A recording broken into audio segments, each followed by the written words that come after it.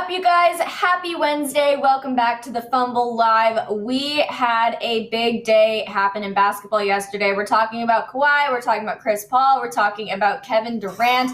Lots of updates for you. Sorry about that. Sometimes I forget to mute my computer. I don't know why. My other laptop that's right here. So sorry if you could hear that noise in the background. Anyway, we're going to be diving into the news, breaking down everything that happened. But first, subscribe to our channel, tap the bell for notifications, give this video a thumbs up, and leave a comment below. Here's the Fumble Squad. I'm Devin Howard. You can find me on Instagram as @DevinHoward. What's up, everybody? I'm Jackie Ray. You can follow me on all things social media @JRayTheFanatic. Do not forget, it is Challenge Accepted Wednesday. That comes on at 1 p.m. Pacific Standard Time. My brother is on with me on this one, and I gotta say, he has issued the absolute worst possible challenge. I know I've been complaining about losing these challenges, but my brother literally went for the jugular. Y'all have to watch it. We could talk about it tomorrow. And I was like, bro, like, what? Family, why are you doing me like this? So I can't lose this one because it's going to be mad embarrassing if I do.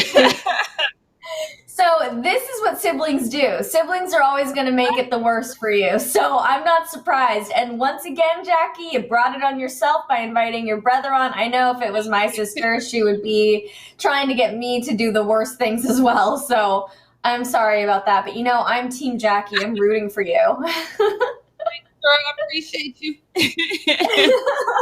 So I am wearing purple again, as promised. I'm joining you on our Lakers representation for the week. And then tomorrow, I think I will be wearing my little Lakers crop top. I don't think it's going to look that good on camera, so that's why I didn't wear it today. But you know what? Tomorrow's technically my Friday for the week, so I'm just kind of thinking, you know what?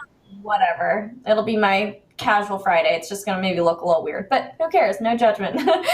Anyway, let's jump into the news here, okay? So Kawhi Leonard is expected to miss tonight's Game 5 against the Utah Jazz with a knee injury. It was actually confirmed this morning that he suffered a right knee sprain and he is out indefinitely. This is crazy. He suffered that injury during the team's Game 4 win, and up until this morning, his availability for the remainder of the second round series was up in the air. Now we know he will not be returning. Kawhi did kind of prep his teammates in advance yesterday, and he told them to prepare for him to be out. This one is going to hurt for the Clippers because Kawhi is probably the most irreplaceable member of that team, just in terms of what he does on the court. He's, he's elite on defense. He's been, he's definitely the team's reliable player. And without him, I think they're going to struggle quite a bit. He, in the playoffs this season, was posting 30.4 points, 7.7 rebounds, 4.4 assists, and he's been a main reason why they were able to tie the series thus far. So that's kind of crazy news here. Jackie, the first question I want to ask you about that is, can the Clippers do it without Kawhi? What are your thoughts?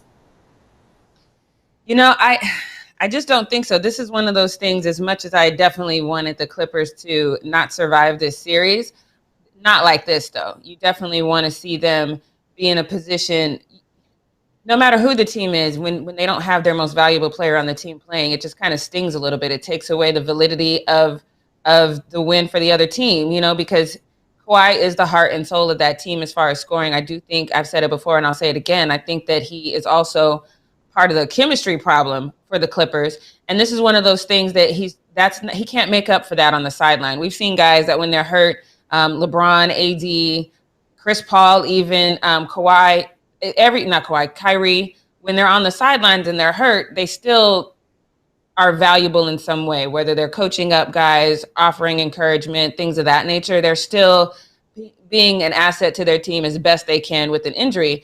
Kawhi's not that guy. You know, he's just not that guy. So his presence is going to be 100% missed. It's not even going to be like he's going to be, you know, coaching guys up or being vocal or anything like that. So this one definitely hurts them as a team. I would love to say that playoff Paul George is going to step up, because he has. To be honest, the playoff Paul George that we're getting right now is entirely different than the one we got in the bubble. This guy is living up to his name of playoff Paul George. It's a huge burden to bear when you have to do it without Kawhi, though. You two are a tandem team, and it's going to be incredibly difficult for him to do it by himself. He's going to have to try, though. He's going to have that same mindset that KD had when he said, I'm just going to play the best game I possibly can, and I'm going to hope that other guys step up too. That's what he's got to do. He's got to hope that other guys step up in areas that they have not stepped up before. That's the thing. Like with the Nets, you can kind of be like, all right, well, they've stepped up, in the absence of one of the superstars before, so perhaps they can do it again. But you're going to need Clippers to step up in a way they haven't stepped up before. So this is a huge, huge, huge blow, not even just to Clipper fans, but to sports fans in general. Because like I said, even though I wanted them to lose, you still want to see good basketball. You still want to see the fight. You still want to see this really good competition. And I just don't know if you have that if Kawhi's not playing. So.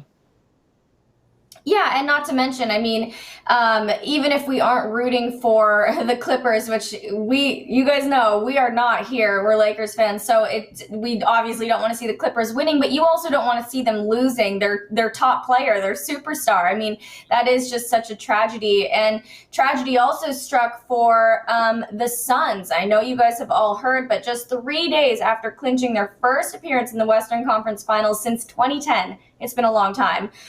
It was announced that Chris Paul was going to be out. According to The Athletic, he is being placed into the NBA's health and safety protocols.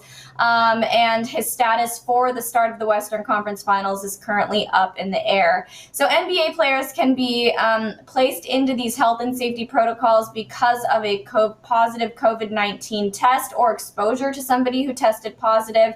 An isolation period is shorter for a person who's been vaccinated, although we have no idea if Chris Paul has been vaccinated. We don't know what his exposure is. We don't know if he tested positive for COVID-19. The details surrounding him being placed into these health and safety protocols is so up in the air. We know absolutely nothing about what happened here, but it is honestly, like, this makes my heart hurt for the Suns, for Chris Paul. I mean, just seeing how happy he was after that last game and how there was just such a special moment there for him. And now it seems like it's, the rug's just kind of being pulled out from underneath him. And I think that it's so, so sad. So can the Suns do it without CP3, Jackie? What do you think about that? See, first of all, until I know the details of why he was placed in this protocol, they shouldn't have to. Chris Paul is one of the most responsible people that play basketball in the NBA. He's very responsible. He always knows the rules. He keeps them in his back pocket so he can call other teammates out if they're not following the rules. This man knows the rules. So it's very difficult for me to believe that he did intentionally, so perhaps it wasn't intentionally, that he did anything to jeopardize his ability to be on the court. I don't think that you pull him out. I saw Jeremiah in the chat say, how come LeBron wasn't placed in health and safety protocols? We've explained that time and time again. But I will say this, aside from Chris Paul testing positive for COVID, that man should be playing ball, period. Because that just doesn't make sense. I don't really care at this point if he's been exposed to somebody. We know that we can take a couple of rapid tests back to back, and if they're clear, they're clear.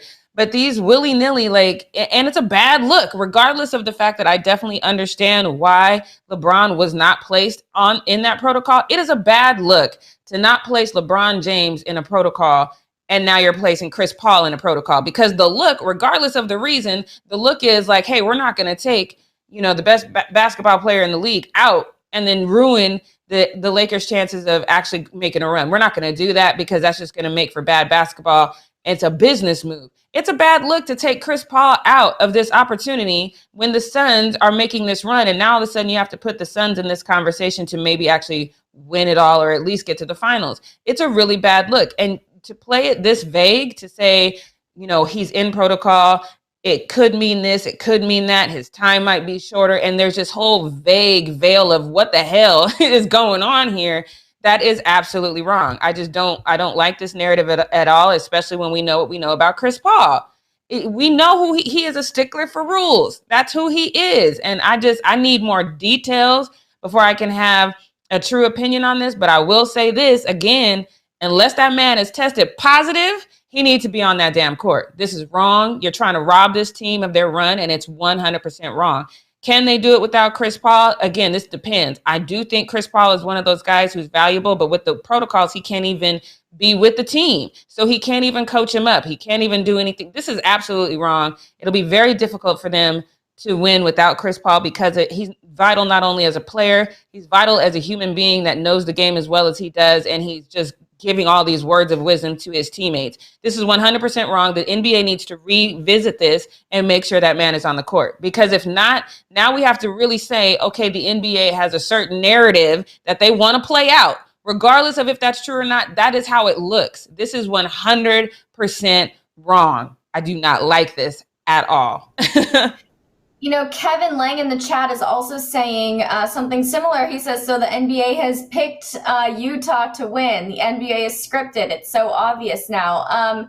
You know, there are elements of the NBA and games that seem like there are theatrics. I have no idea if this is part of it. I just don't feel like we know enough to even comment on it. But what I will say is that it is extremely tragic for Chris Paul and the Suns. And I hope that it gets resolved and cleared up quickly so that he is able to suit up for the Western Conference Finals. I think that he deserves that spot to be there. But what do you think this means for the Western Conference in general, Jackie? We have Kawhi out. We have Chris Paul potentially out. What's your take on what we'll be seeing moving forward? I mean, I think that if you're a betting person, you just really had to reevaluate a whole bunch of bets because you just don't know what's going to happen. There's so many question marks. I understand what Kevin Lang is saying. It does seem kind of scripted. The timing just seems too perfect. I'm very leery of things where the timing just seems kind of suspect. It does put the Clippers in a position where they might end this run, or Paul George will step up. It's a lot of question marks. It's almost, if I'm just going to stick with what Kevin Lang said about, the NBA being scripted. So is the script that they're trying to write is, Devin Booker is that guy. He doesn't need Chris Paul. Now we're going to show you.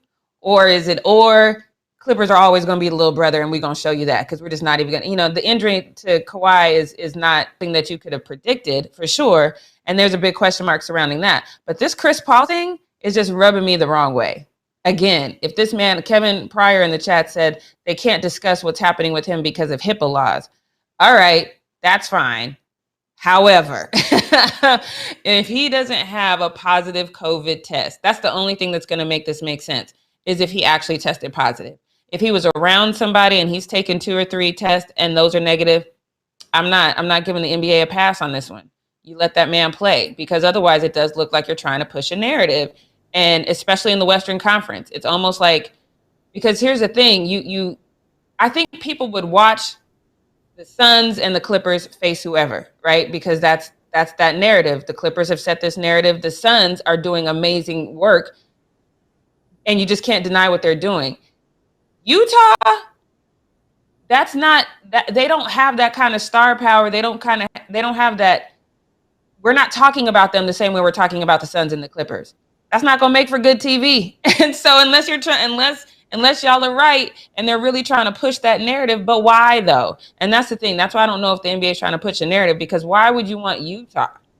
I mean, that's not the team. I'm literally the only Rudy Gobert fan I know. It's just me. I know, that's a good point. Out of all the teams for them to script to win, the Jazz does seem like an unusual pick. Jackie, I want to move on to one final question before we talk about KD. A lot of people last season said that whoever won the finals was always going to have an asterisk by their name. So we've heard people call the Lakers win like a Mickey Mouse ring, the Mickey Mouse championship, all ridiculous and dumb. Do you think that this is really the season that has an asterisk on it because there have been so many injuries? Now the playoffs look completely different. We don't have LeBron or Steph in the finals. The first time since I think it was 2010. We see Chris Paul potentially out. We see Kawhi out. We see Kyrie out. It's been kind of wild how many injuries we've seen. So is this actually the season that has the asterisk on it?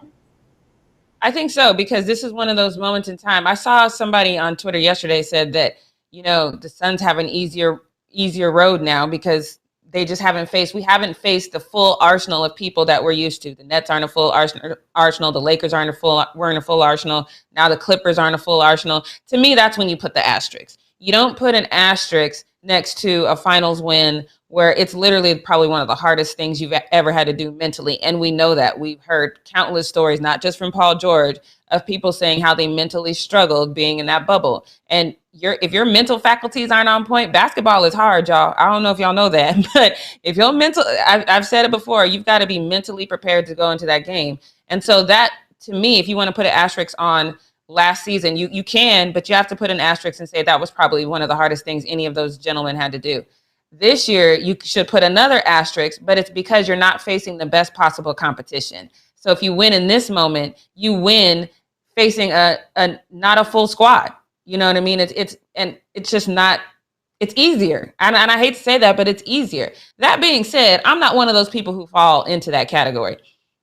That ring in the bubble was hard and it was well earned. This ring for whoever wins is going to be hard and well earned, especially if it ends up being KD having to get it by him damn self. Like that is going to be a hard fought, well earned ring. And I do think that this teams are getting it a little easier now that they're facing injury prone teams.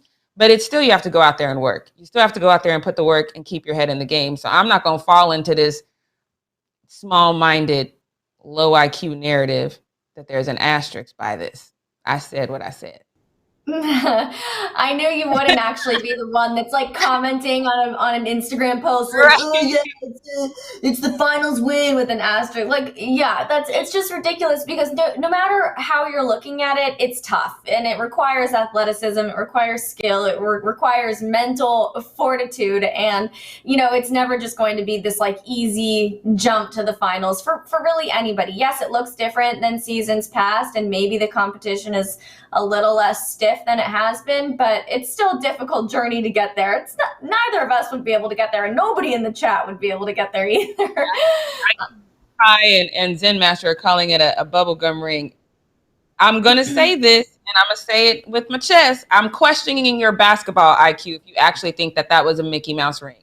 If you do not know how mentally sound you have to be to win at a high level, then you do not understand basketball, and you don't understand how being thrown completely out of your routine and thrown into this isolated, damn near prison-like situation and still go out there and play at a high level, how hard that is. And you don't understand basketball, so to you, perhaps it is a Mickey Mouse ring, but pay more attention. Yeah. Attention. Let's talk about KD, okay? Because he really did that last night. He did exactly what he said he was going to do. He was, I want to mention this, the first player to play every minute of a playoff game since LeBron did that in 2018, which is just super impressive alone. That he must have been so tired after the end of that. So Kyrie was out for game 5 when the Nets went up against the Bucks. He has that sprained ankle, and James Harden did return to the court, but he looked different. You could kind of tell that his hamstring injury was still bothering him. So now KD was kind of the guy. He was the guy for the Nets, and he knew he was going to be the guy for the Nets. He said that he was going to do the same thing that he does every night and play like he's the only person on the team, and he did that, and it was successful. And it was pretty wild to watch because he didn't have the help of superstars. They didn't make it any easier for him, which you have to admit, when he's on the court with Kyrie and James Harden, or in the past when it was Steph and Clay and Draymond, like the job is just a little bit easier. KD was the guy. He was doing it all. He was just pretty much flawless on his scoring, and he just looked really, really good. It was like a performance piece. And he led his team. Yeah, I mean, it was just wild. And he carried his team to a victory, and he did pretty much everything that he possibly could on the court. He didn't even take a second to breathe. He just went in it. He knew his team couldn't afford to be without him. And that's a very, not to bring up LeBron, but that's a very LeBron mentality there, to know that like he can't take a break because his team needs him. So I liked seeing that out of KD. Let's talk about some of the reactions on Twitter. Leo, can we get that first one up there? So LeBron acknowledged KD and said, "Greatness, appreciate it while you can, people. Hashtag KD." This is a sentiment that Jackie always says about LeBron. Like, you guys are going to be so sad when LeBron's not in the league anymore. Now it's KD. We got to appreciate these great, amazing players. Let's get into the next one. Draymond says, "Goddamn, Slim." Right. And then another one from Kevin Love. Greatness from KD, incredible performance. Another one, Spida D. Mitchell says, wow. Another tweet here that says, that's what great ones do, hashtag easy money sniper. And then this one that says, thank you for the spiritual experience, KD. I'm pretty sure that was the last one. Nope. CJ says, wow, KD, this is our real life poetry in motion. I mean, it really was. It was super impressive to watch. A lot of people discussed how this is like a true superstar mentality. And we talk about superstars a lot in the league, but are any of them really leveling up the same way LeBron does and the same way KD does? Like, how impressive is this for KD to have gone out there and just done it? Well, first of all, a lot of players aren't put in this position where they have to level up like this. You know what I mean? Where you can, it's not really a thing. You have to level up the way that KD is right now and LeBron has in the past, when you are the only person that can that can really push your team over that hump. So he's done this because he had to, and that's a sign of greatness to me, because you have two choices in this moment. You can either level up or you can just be the same. You know what I mean? And that's all you can do. And so he chose the latter, and he put in that work. And I think, now I said yesterday, and I'm still standing by that, if he levels up for just one game, because here's the thing, LeBron, and I believe it was the 2015-2016 season, in those playoffs, he played like, I think 45, 43 minutes that is very, very hard to do, because your body gets fatigued and you do start to level down a little bit. So I'm hoping, that James Harden comes back at some point so he doesn't have to do that, because it does, that weight becomes heavy. I'm not at all saying that he can't do it, because I think if LeBron can do it, I think that KD can do it as well. I'm not saying he can't do it. I'm saying that it does become more difficult if you have to play every single minute of every single game. It becomes difficult to stay at that high level. Play it, even if you come down to 45, 43 minutes, that's still damn near the whole game. It becomes very difficult to play with that kind of intensity. But the point is he did it when it counted, and that's what you need to do. You need to capitalize on those moments. I think that KD can do it. He's obviously younger, so he can definitely do it for this entire series.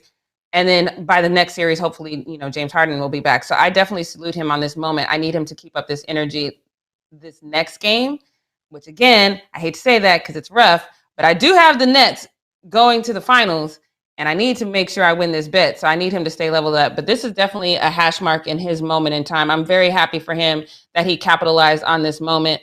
I also stand by what I said yesterday, that if he didn't capitalize and stand on this moment, that was going to expose Steve Nash as a subpar coach.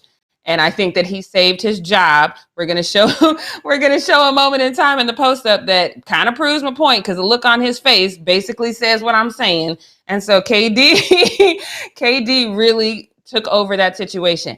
I will say this, though, the way that KD played, he took over that game entirely, as he's supposed to do, which is something you expect from a superstar. On the other side of the ball, you have another superstar who did not. And this is the difference between that level of greatness, That's what I was going to ask you about next. We have to talk about Giannis. I mean, isn't this embarrassing here? He's a two-time MVP, and he's going up against a pretty depleted Nets roster where KD is really the guy doing all the work.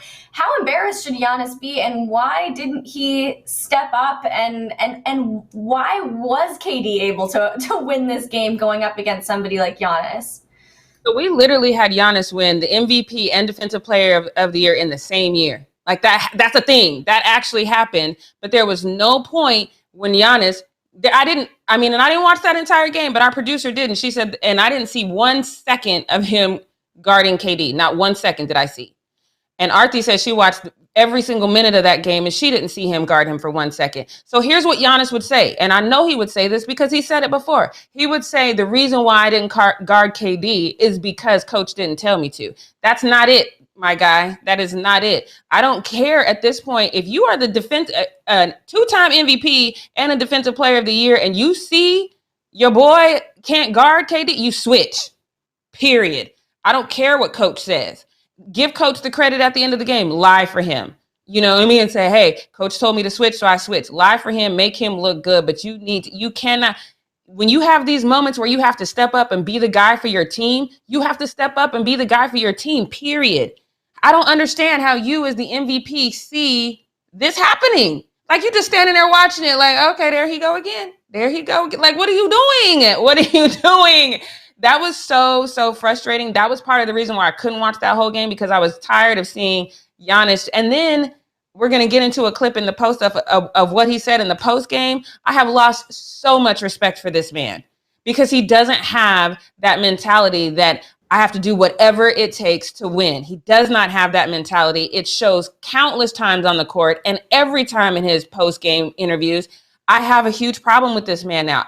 He's a nice guy. He's a nice guy who happens to play basketball. In basketball, the old saying is true. Nice guys finish last. You have to have some sort of killer mentality if you were going to go out there and play against greats like Kevin Durant.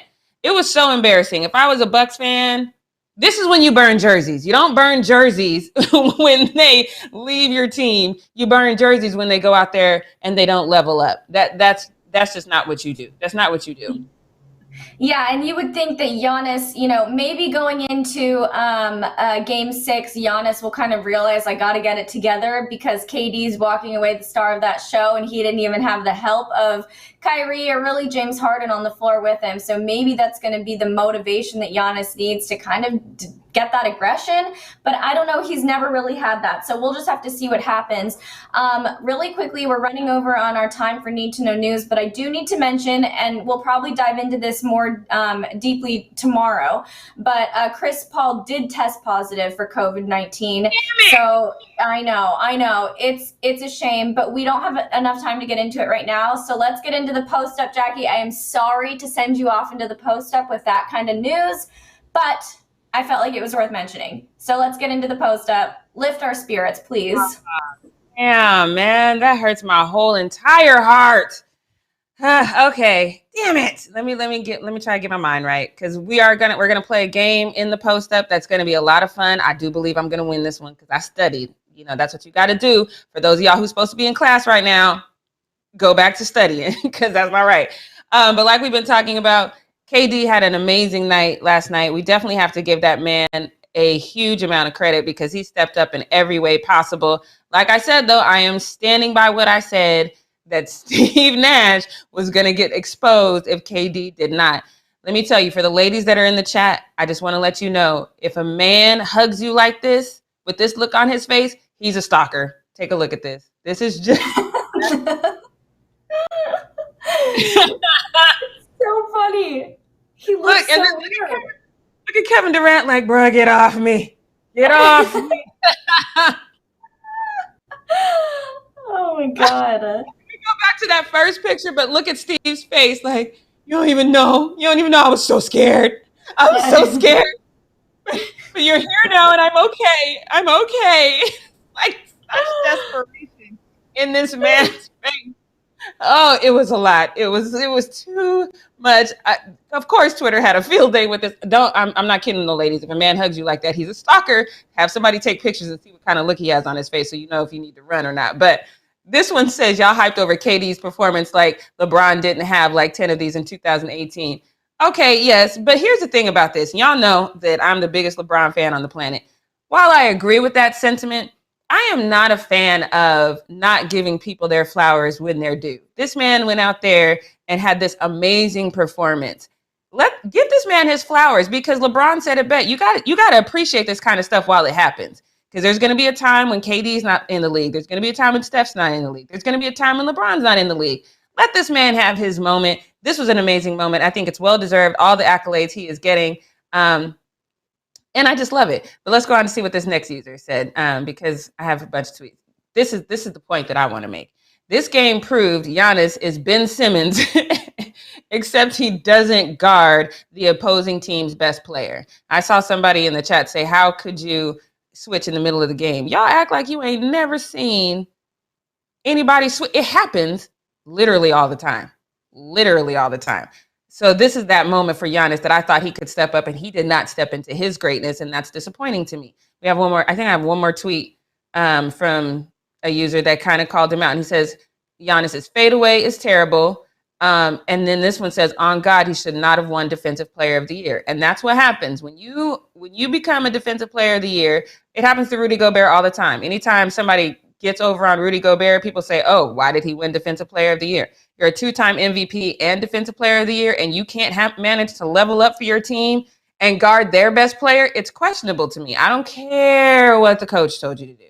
I just don't. That could be me. I see some of y'all in chat say, nah, he's got to do what the coach tells him to do. I've said it before. I'm going to say it again. Most of these coaches in the leagues are managers.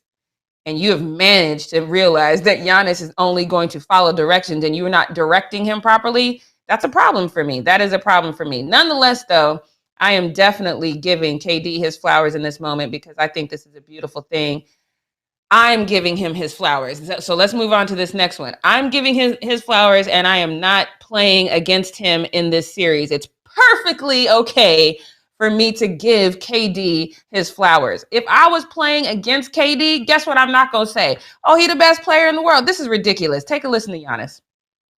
It's good. It's tough. It's tough. Like he's the best. He's the best player in the world right now, and we gotta beat him as a team.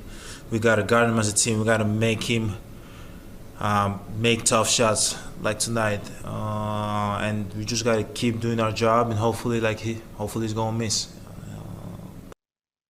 Who the hell is we? Because we did not mean me in this game. So who is we? Who?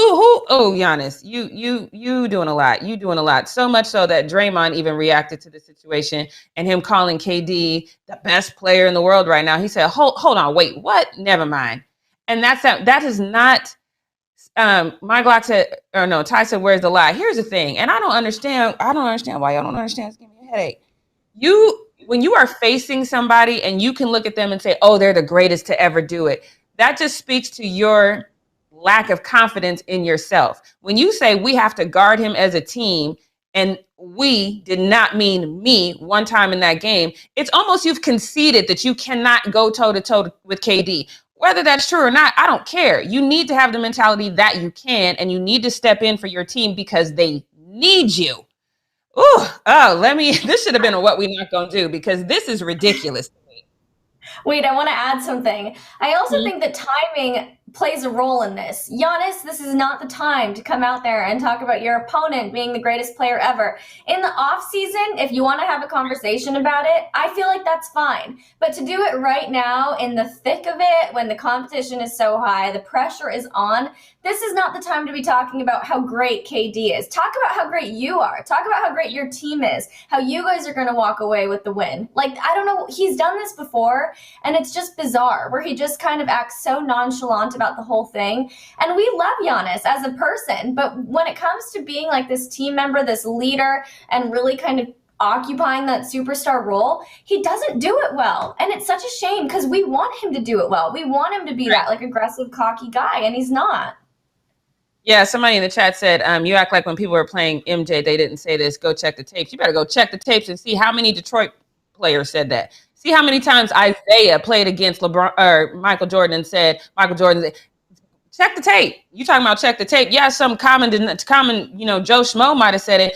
But when you talking about players that went up against him, I can tell you right now, Mailman never said it. Isaiah never said it. Y'all better check them damn tapes. You telling me to check the tapes. That is not it, my guy. You have to believe no matter what. And if you guys don't know this, because I know a lot of you guys are young, but let me just give you a piece of advice. You have to believe that you're the best person in that room at what you do. Whether you look, and you cannot get it, because when you look across the room at somebody else, that if you feel defeated, you're going to play defeated, no matter what that is. If you feel like you can't measure up to them, then you're going to play like you can't measure up to them. What they do is what they do. You have to focus on your individual greatness, and you have to believe it, because the cliche is true. If you believe it, you can achieve it. If you don't believe it, then you don't even try, which is exactly what Giannis did. I think I have one more tweet about this one. And these two, this was funny. It says, if Giannis is all NBA defense, why ain't he guarding KD at all? All NBA first team, yet he is shooting free throws like a one-eyed Shaq. That is jacked up. Bucks didn't lose game 5 because of KD. They lost because of Giannis' poor decision-making, free throw misses, bobbing the balls, turnovers, and missed shots, all in crunch time. I have to agree with that. There's no lie. Y'all talk about was there any lies? There's no lies in this man's statement. And this next guy says, you don't think it's Bud's fault at all? Sounds like he just doesn't coach well in a game, not putting his best defender on the hottest player. I think they have to share that blame jointly. Because if you're not going to step up, coach, then I'll have to do it for you. That's why Steve Nash gave KD that hug, because he's like, oh, you did this for me. Look, you got to you got to step up, Giannis. This was not the look at all. So let me go to this next one, because everybody got something to say about Giannis, and I get that, including me. So CJ decided to call out Giannis as well. And I'm not mad at him for doing it, because he decided to say something that we all were thinking. So he says, bruh, first team all defense and ain't got no ain't go check KD. And then, with the emoji. That's the thing. We all remember you made all team defense defensive player of the year. So when you don't step into that moment that got you those accolades, we kind of wonder, are those Mickey Mouse accolades? Since y'all want to keep using that damn phrase, like, why did you get these accolades? Why did you get these awards when you have this moment to prove yourself in this time, you don't take it? That being said, though, the first thing that came to my mind when CJ said this was this, when he stepped out of bounds, because y'all remember I personally dragged him for this. And somebody said, this you? Because I said the same thing. You got to be aware of where you are on the court. And him to step that far out of bounds was ridiculous. But I drew it back, because I was like, you know what? That moment in time doesn't have anything to do with nobody. CJ ain't never won Defensive Player of the Year. So this is a totally different narrative. So let me draw it back, because I actually had to check myself on that one a little bit. And then I think I have another tweet in there, because people were just kind of honest. Super ironic. You got outplayed by Morris and sold Dame Scrub. So again, I get what y'all are saying. I feel like you guys are more on Giannis' side, but it's still a different situation. CJ is not Defensive Player of the Year, so it's not the same narrative. So I'm gonna have to go with CJ on this one, and that should really. I'm hoping that Giannis, seeing his other colleagues in the league call him out for not stepping up in this moment, sparks something in him, because what we've seen from Giannis thus far ain't it. It's not gonna get it. It's not gonna get it. But let's move on to this next one, because we talked about this a little bit. I think it was yesterday. Yeah, that had to be yesterday. So about Joker and his brothers looking like they wanted to fight and all that good stuff. So you remember that moment in time where Joker and Devin Booker got into it. So what we didn't see was happening in the stands with Joker's brother. And this user says the Joker brothers wanted every piece of available smoke. Y'all watch this video, because they really did want to go out on that court and defend their brother. Take a look.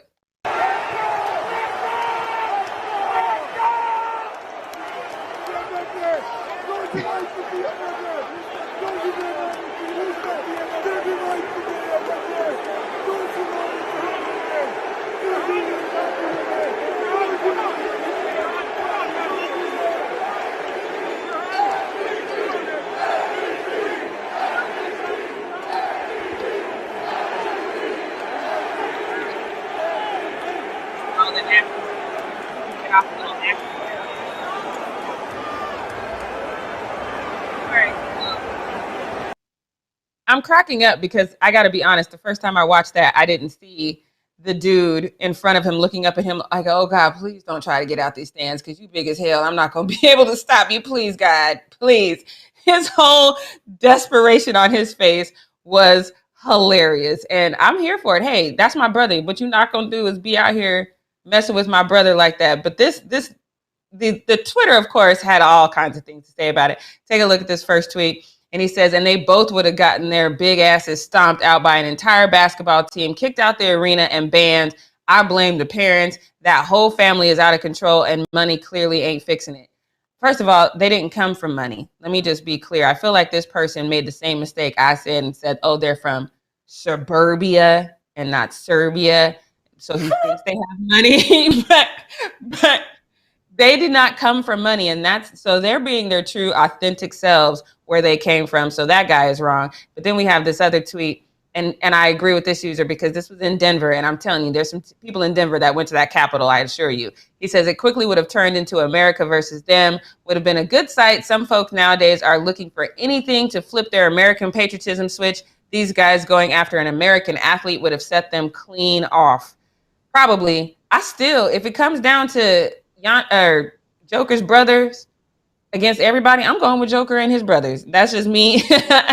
Devin, what do you think? Did you see the look on the guy's face in the front that was trying to stop him? And he was just like, Jesus. They're big guys. I saw a tweet about this that I thought was really funny that said something like, this would have gone from NBA to MMA real quick. And it's true. With those guys, they are giant. And I feel like in that situation, Devin Booker, who's what, like 6'5", probably looks like a little like ant compared to these big guys. Like they're just big and strong. So would not have been a fair fight regardless. But hey, at least Nikola Jokic knows that, you know, his brothers have his back in any situation. And, you know, they really take the phrase family over everything very seriously. Yes. I mean, I think Joker knew that all the time. But I do believe maybe Devin heard them in the background and was like, let me walk away before they come out here on the court. Exactly. Because he's like tiny compared to them.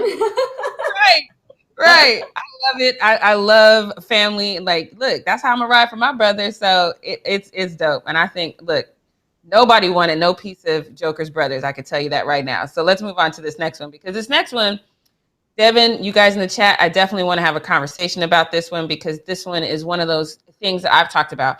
I think Andre Drummond, in my opinion, was a disappointment. He didn't measure up to the level that we thought he would. I am putting some of that blame on Frank Vogel, because Frank Vogel just didn't figure out what was supposed to happen between him and Gasol. So I am putting some of that on Frank Vogel, but the facts are the facts. He just didn't step up the way that we as Laker fans thought that he would. So this user made a comment that clearly Andre took umbrage to, because he said, re-sign on that minimum. And Andre said, you drunk. So I was like, damn, you know, but why would he respond to that, was my first thing. And I think people can see, you know, this was a problem. So let me show you this next tweet, where he says, not that he was going to resign with the Lakers. He just doesn't want that minimum. Sadly, that's all he's worth right now. I don't know if I believe that, because I still think you can look at what happened with the Lakers and say this was a twofold problem. It was a chemistry problem and it was a Frank Vogel problem. So I do agree with the bottom user. Says, why would a top 10 center sign a minimum contract? He could, if that's all the Lakers want to pay him, he could definitely sign, you know, somewhere else. But I think this user has a great point in what his assessment is of this whole situation, because he says, oh yeah, that was personal, because he really didn't have to respond to that. Comments like that are always there. He trying to tell us something. And that was kind of my first thought. Like, why would you respond to this? People throw shade all the time. You don't respond, and most people don't respond to that, you know? So why is he taking this moment in time to respond to this no-name troll that says he should take a minimum? Devin, what do you think? Do you think this is personal? He's trying to tell us something. Maybe the Lakers, that's all they do want to pay him is the minimum, and he's not going to do that. Is there some subliminal message in this? You know, that also was my first thought, because if you go on any one of these NBA athletes and look at their comments, there's going to be 1,000 messages that are like, so-and-so's better than you suck, like, you need to retire, whatever it is. So the second you decide to give one life, I think that it just proves that it kind of hit you in a place that hurts a little bit more. I don't know what the situation would be behind the scenes, but there is obviously something going on. And I know that he likely does think he deserves more than the minimum. So maybe it was just personally offensive. I don't know if it's indicative of any conversations he's actually had with the team, you know? Mm-hmm. Yeah, it's all about the money, I'm sure. But I see some people in the chat says that he's solid in the right role. And that Zen Master said that. And that's what I agree with. In the right role. I don't think that Frank Vogel ever developed his role. And so I just don't think it's fair to say he's only worth a minimum right now, because this was a bad look just on the part of Frank Vogel. Nate B. Oh, hey, Nate. I don't think I've ever said your name before. So Nate B says, Drummond is a good center, but he was put in a tough situation this year, and he forced to be in a defensive role he's not used to. But again, that falls on Frank Vogel. I agree with that, but that falls on Frank Vogel. So I don't, you know, but I think you're right, Devin. when you protest something like this that you could have just skipped over, it does kind of say something. So let's move on to this next one because y'all know I like my fights, right? Y'all know I love my fights. And this fight, oh no, let me get back to this one. I knew I skipped one. I skipped this one on purpose probably because mentally I thought this was a lot. So you guys know this is one of those times where my memory is just being triggered all the time with certain things that people do. We talked to you about what the tension was between Russell Wilson and Pete Carroll. And of course, Russell came out, I think last week and said, yeah, but it was just football tension. It wasn't like real tension. So now Russell took this moment in a presser to kind of make a joke and make it seem like things are all good. Take a look. Hey, just messing with you. Go. Get out of here. You had your press conference. Oh my God. So I don't know if you guys heard it from the beginning, but Russell came in and says, hey, we're still friends. I know we're still friends, Hey. Just messing there with you go. So that's cringeworthy to me, So first of all. It makes me hurt. Like watching that, I'm like, ooh, it feels weird. Very weird. And I was like, So I didn't like it because it just seemed like you're trying to force and you're trying to make us believe something that's not. I don't know. So this user actually had pinpointed my first thought. This is my very first thought that I had regarding this situation. And I was so glad to see I wasn't by myself in it because those of you who are basketball fans, y'all remember this moment. He says, as a Magic fan, I just got flashbacks of Dwight doing this with Stan Van Gundy. Yeah, he left not too long after that. And if you guys don't remember, this is that moment. This next tweet is that moment. This other user said they remembered that too. And it's Dwight Howard coming into the thing and said, hey, something similar. I don't remember exactly what he said, but he said something very similar to this. And it was very shortly after that he was gone. This, to me, I need y'all to let me know because, I never co-sign when y'all say Russell is corny, but this is corny. Devin, I know you said that this was cringeworthy, but it kind of reminds me of the thing we talked about with Andre Drummond just a second ago. Do you think he's trying to make it seem like something it's not for, just for show? Like, what do you think about this? I mean, yeah, I for sure think that this was definitely a move to kind of quiet the rumors of like tension, because that was such a headline grabber for a while there, that there was so much drama going on behind the scenes and a lot of, he stormed out of practice or whatever it was. So I definitely think that this was his attempt to be like, hey, it's all good here, it's all love, but it was just awkward. And there were so many better ways to do that. I think even posting an Instagram picture of them like at a dinner together, like fine, right. that would smooth over the rumors, but don't be like, hey, we're still friends, like it was just weird. It was very bizarre. That reminds me of like in kindergarten when I used to yes, y'all always feisty kindergarten, but when I would get into it with kids, my teacher used to always make us like shake hands and hug and say, okay, we're friends again. It felt like that, like it was forced. Like, okay, we're friends. Like, I don't like it. Russell, I've never called you corny before this moment, but now that was corny as hell, just so you know. All right, let's go on to the next one. Yes. Wait, really quickly, can I just give a quick little update here? Just about Kawhi Leonard. The fear right now is that he suffered an ACL injury. So that's the latest. I know, it's rough. It's rough. Not good for anyone. So that sucks. But I just wanted to throw that out there before we get into the next one, because I have a feeling, I think I know what's coming up next year, and it's going to be kind of a fun conversation. So I wanted to get the bad news out of the way first. Yeah, let me zip through this because we got a game coming up that I definitely want to talk about. So we're going to get into this one because, Fury and Wilder are fighting on July 24th. You guys know that this is the tiebreaker. The first one, I forget who won the first one. I think Wilder won the first one by decision. Tyson Fury won the second one. So now they're doing this tiebreaker. It's happening on July 24th. I was definitely going to buy the pay-per-view, but I am not because I'm going to have to get my bootleg stream again, which stops every 10 seconds, but that's fine because this looks like it's going to be some shenanigans. Take a look at their presser where they do the face-off and what happens. Take a look. And let me just let you know, this is a 20-second clip of them just staring at each other, saying nothing. I would like to tell you that this is only 20 seconds.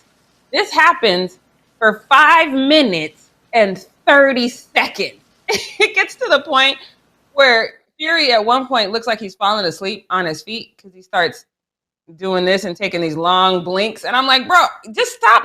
What are y'all doing? The funny part is when the PR lady decides that, okay, I've had enough of this. Let's move on.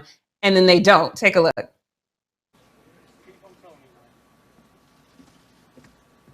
Can we have you guys turn and face forward to the cameras that are watching, please?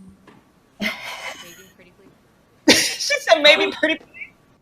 And they do nothing. It's so weird. So now they do this for another 4 minutes, right? And then at the end, apparently somebody had to win the stare off, right? Now listen to the guy in the background and say, we won. Take a listen. 2 times. 2 times.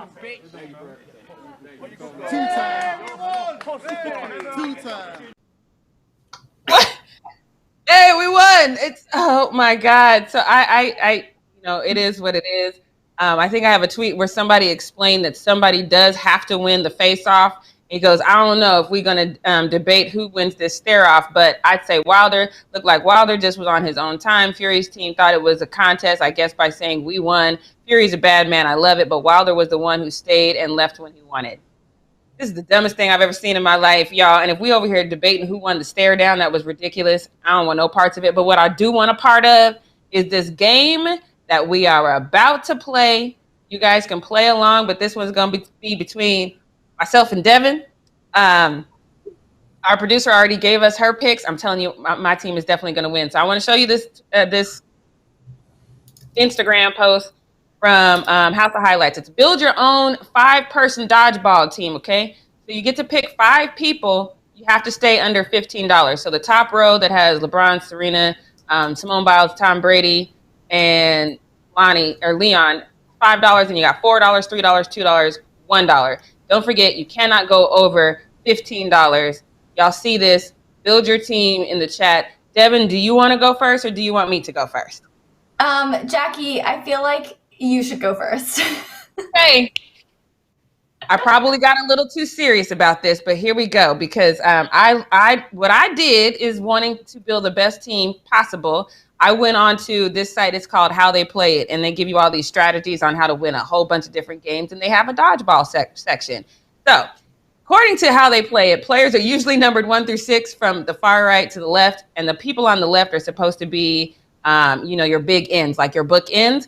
So the one on the left is supposed to be the one that calls out the target. He's supposed to be the facilitator of the game. So who is that for me? Of course, it's LeBron, one of the best facilitators of the game. So my first pick is going to be LeBron. He's for $5, right?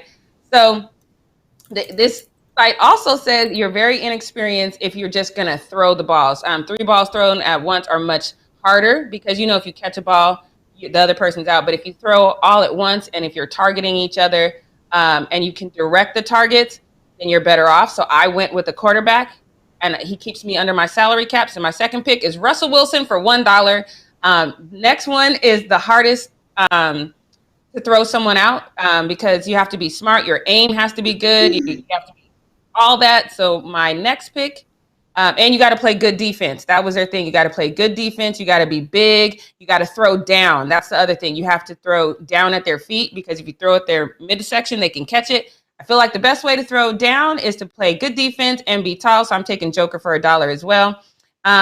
This next one says you got to throw out the strongest players first. Giannis would not be on this because he don't even want to guard the strongest player, but I digress. So for that, who else would I pick? Except for the best person to guard anybody ever, Aaron Donald. Aaron Donald for $2. Got him on my team.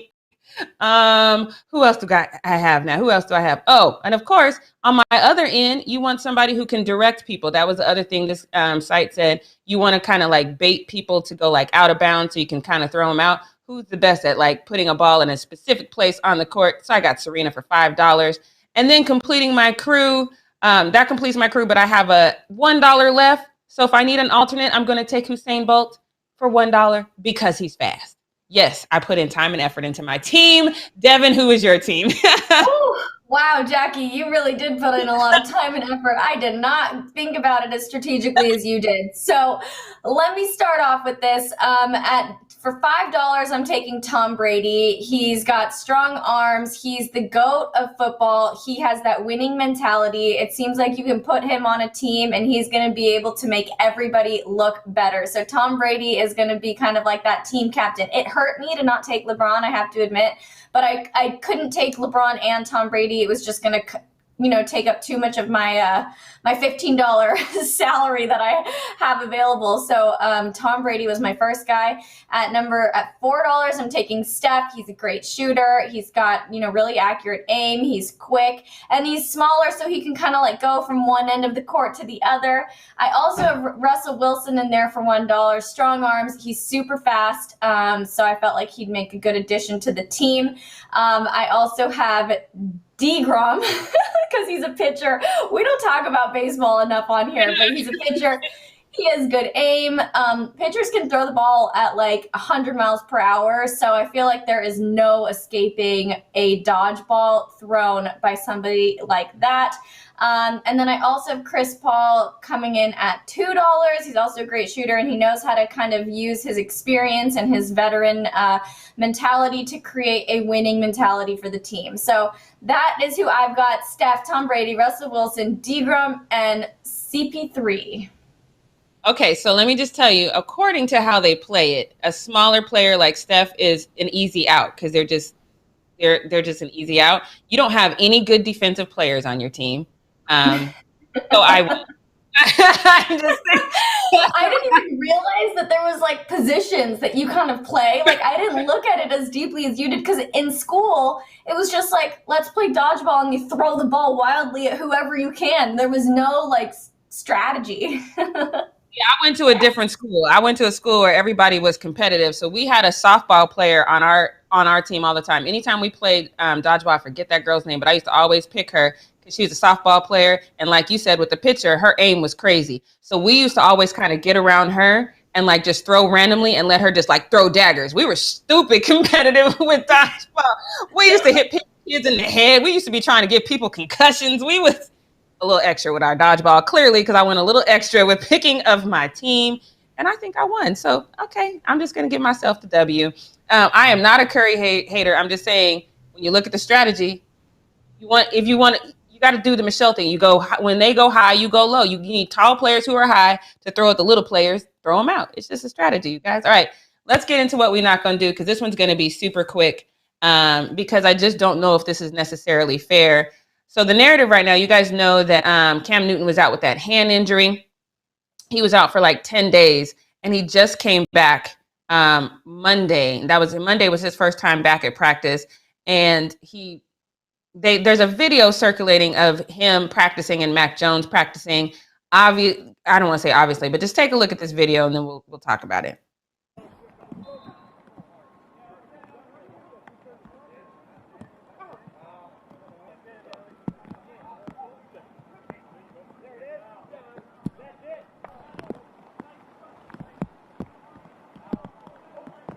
Cam just does not look good, and that's just a fact. I mean, it's not rocket science to look at that video and see that he doesn't look good. But this user pointed out something that you don't see in the video, and I had to look it up, and he's actually correct. In that specific practice, Cam and Mac completion numbers were almost identical. But yeah, let's show the misses by Cam so we can drive that narrative. So. And I get what this user is saying, because yeah, when you're looking at that practice, though that specific video that's circulating, Cam looks terrible. But when you look at their total stats, he looks the same. Belichick basically kind of echoed what that user said. He said Cam's way ahead of where he was last year. There's no question about that. He said he's, as you would expect, he has a good year of experience under his belt, and he's able to start the process at the beginning and not playing catch up. He did leave the possibility open of who would start between Mac Jones and Cam Newton. But the fact of the matter is this video does make him look bad. But this is his first time coming back after that 10-day break because of the hand injury. We don't know what kind of, soreness or maybe grip problems that he's having that'll probably, resolve themselves after you get a few more reps in. It's raining out, so that might, especially if you've had an injury. His injury was to his throwing hand. But what we're not going to do is just take a 30-second video and say, oh, Cam definitely doesn't deserve the starting position, because we also know that sometimes when you put that rookie in, it kind of throws you off. So this is one moment in time that doesn't, to me, signify who Cam Newton is, because we just don't know. It's 30 seconds. And like that user said, their stats were pretty much exactly identical. So what we're not going to do is rule Cam out yet. Bill Belichick is one of the most strategic, smartest football minds in the game. If he thinks Cam can start, he will. If he doesn't, then Mac will. And it's just a decision. And Cam Newton knows where he's at, and he's okay with that. He's already said that. Can we please stop throwing shade at my boy Cam? Let that man get his hand right. It's fine. Jackie, that was the fastest What We Not Gonna Do I think we've ever seen here, but today was a great show. I loved it. Really fun talking about our dodgeball teams. A lot of people are mad at my selections. You know what? I stand by it, so don't be mad. Also, I would win, though.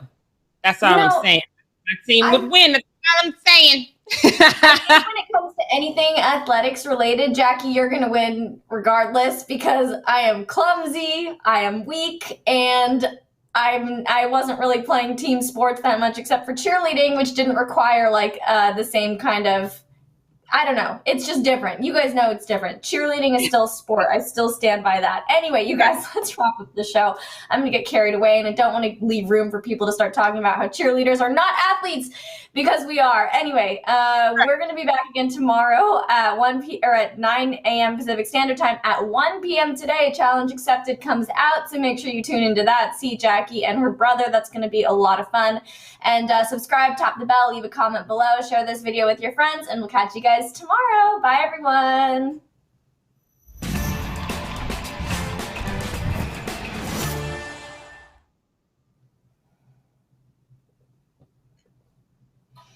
Oh, there it is. It's not a